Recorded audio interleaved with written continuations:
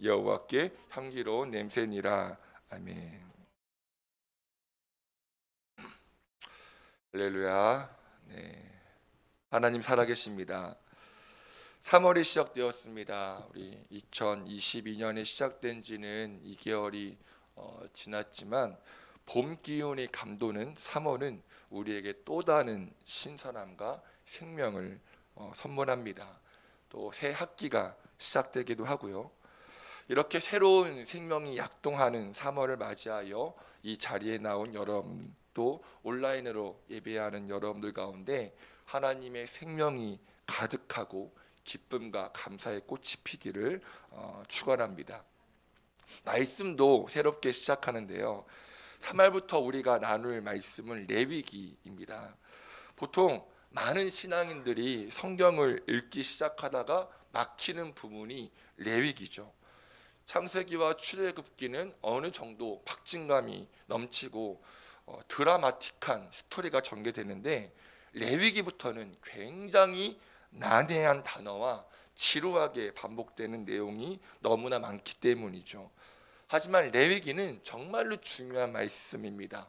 왜냐하면 레위기를 통해서 우리가 하나님을 올바르게 예배하고 또 올바르게 살아가는 정답을 알려주기 때문입니다.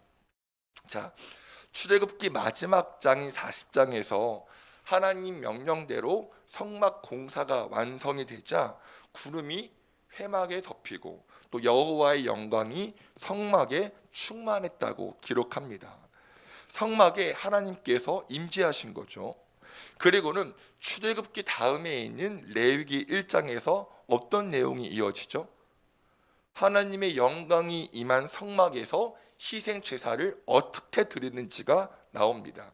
다시 말해 하나님은 백성들에게, 얘들아 너희는 나에게 이렇게 예배해야 해 라는 것을 가르치시죠. 이를 통해 알 수 있는 것은 무엇인가요? 이스라엘 백성이 하나님과의 언약 체결을 통해 나는 하나님 백성이 되고 하나님은 나의 하나님이 되었다면, 이제는 나의 하나님과 교제하는 법을 배워야 하는 차례가 되었다는 것입니다.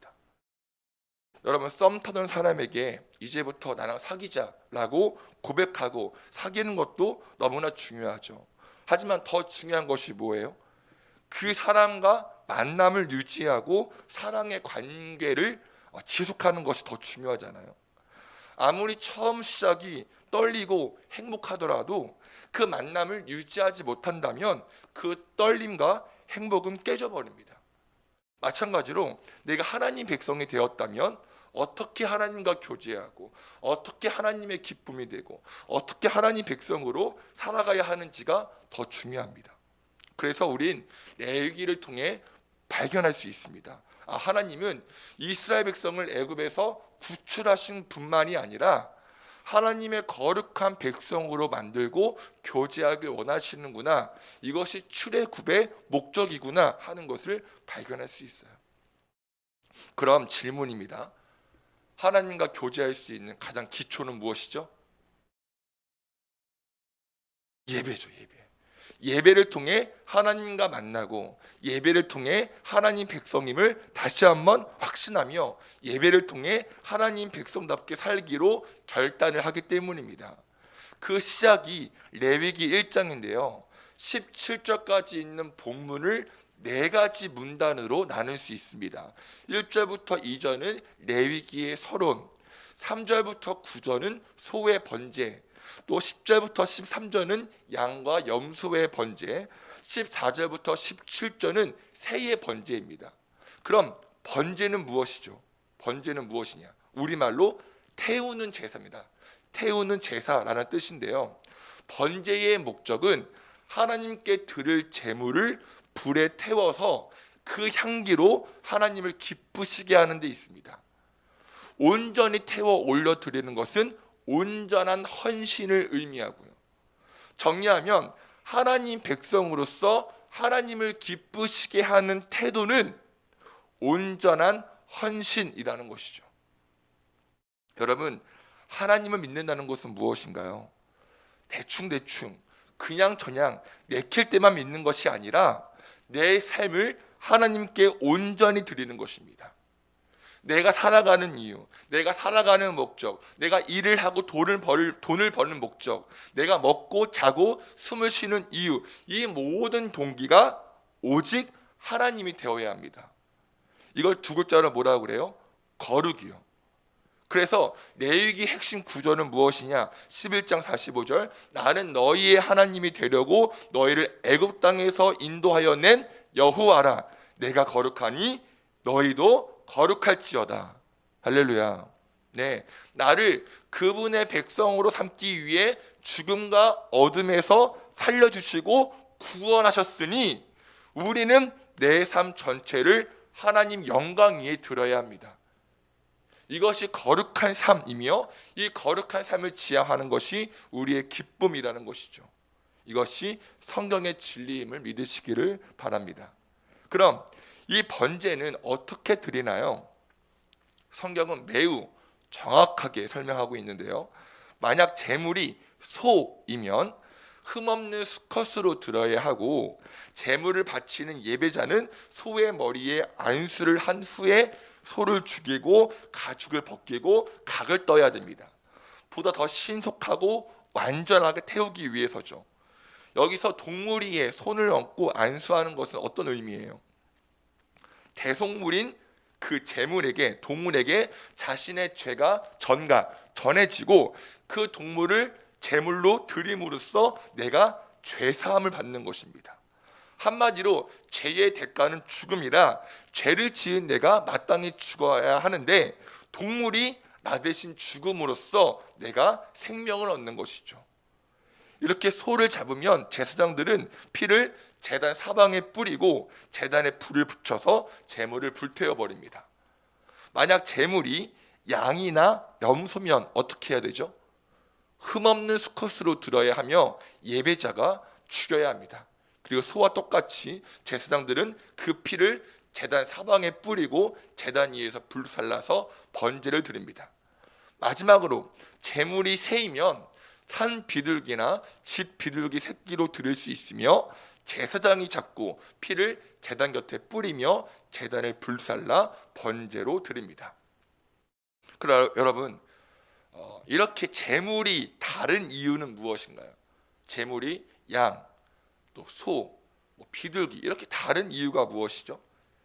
제사를 드리는 사람의 형편에 따라 제사를 드릴 수 있도록 하나님께서 세심하게 배려하신 것이죠.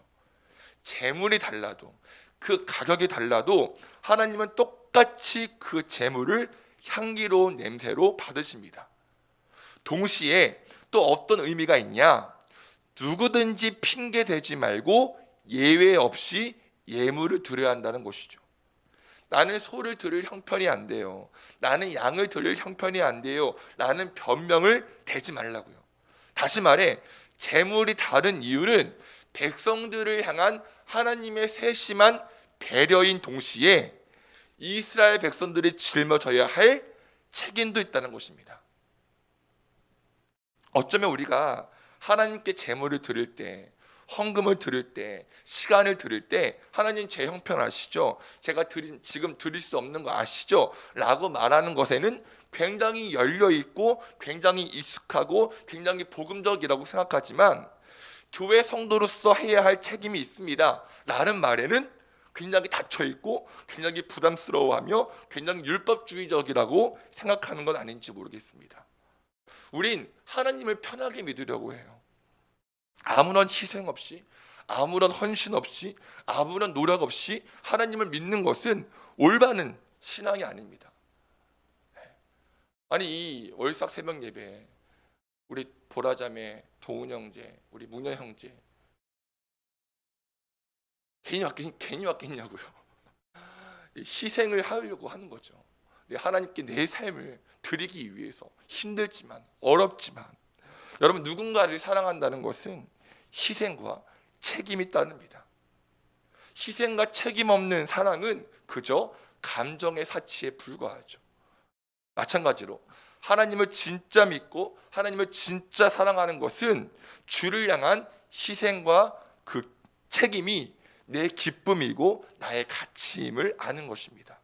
이것이 거룩한 백성임을 거룩한 백성의 모습임을 믿으시기 바랍니다. 자, 마지막으로 제사와 관련된 규정들은 매우 상세합니다. 소의 경우에는 가죽을 벗기고 내장과 정강이를 물로 씻어야 하며, 양이나 염소의 경우에는 머리와 기름을 베어 내어야 합니다. 또 비둘기의 경우에는 모이 주머니와 깃털을 제거하여 제단 동쪽 재 버리는 것에 버려야 하고요. 그럼 하나님께서 제사와 관련된 규정들을 이렇게 상세하게 규정하신 이유가 무엇이냐? 간단합니다. 애굽에서 나온 이스라엘 백성들에게 완전히 새로운 생활 방식을 가르치시기 위해서예요.